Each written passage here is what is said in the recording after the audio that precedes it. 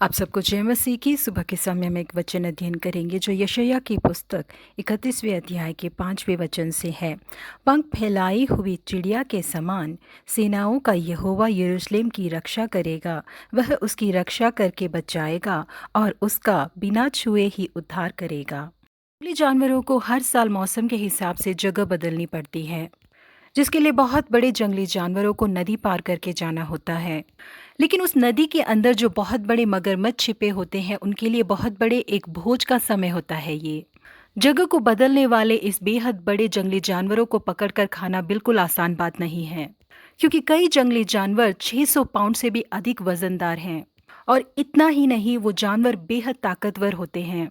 इसी समय में हमें मगरमच्छ के दाढ़ के बारे में जरा सोचने की जरूरत है। ये मगरमच्छ इनके दाढ़ों के अंदर जो तेज धार वाले दांत हैं, इसके द्वारा उन जंगली जानवरों को काट कर फाड़ देते हैं। लेकिन यही दाढ़ें जो दूसरे जानवरों को काट कर फाड़ देती हैं, लेकिन यही दाढ़ें जब अपने बच्चों को और उनके अंडों को इन दाढ़ों और दांतों के बीच में नुकसान हुए बिना ले जाती हैं, तो बहुत सुरक्षित तरीके से मुंह खोल कर ले जाती हैं। उसके दाढ़ों के अंदर जो तेज धार वाले दांत हैं, वो बिल्कुल भी उसके बच्चों को नहीं चुभ पाते। जी हाँ, प्रिय परमेश्वर के लोगों, बिल्कुल इसी तरह से हमारे परमेश्वर अपनी ताकत और सामर्थ को हमारे दुश्मनों के विरोध में दिखाते हैं और उन्हें हराते हैं। लेकिन हम जो उनके बच्चे हैं, हमारे साथ बहुत ही कोमलता के साथ वो व्यवहार करते हैं।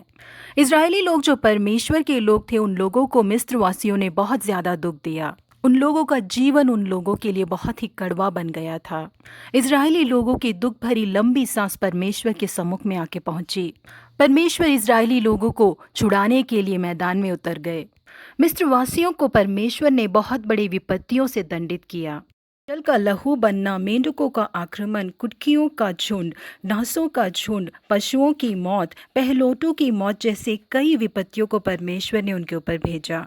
लेकिन उसी मिस्र देश में जो उनके लोग इजरायली लोग थे, उनके ऊपर एक भी विपत्ति न आए, इस तरह से परमेश्वर ने उन्हें सुरक्षित रखा। मौत का दूत इजरायली लोगों के घर को पार करके चला गया, लेकिन मिस्रवासियों के घर के अंदर जाकर उसने पहलोटों को मार डाला। जी हाँ, प्रिय परमेश्वर के लोगों, हमारे परमेश्वर हमारे दुश्मनों से कठोरता से और हमारे साथ कोमलता के साथ व्यवहार करते हैं। वो हमारी रक्षा करते हैं। अगर हम उनके बच्चे हैं तो उनकी रक्षा हमेशा हमारे लिए उपलब्ध है। प्रभु आप सबों को आशीषित करे। Have a blessed day.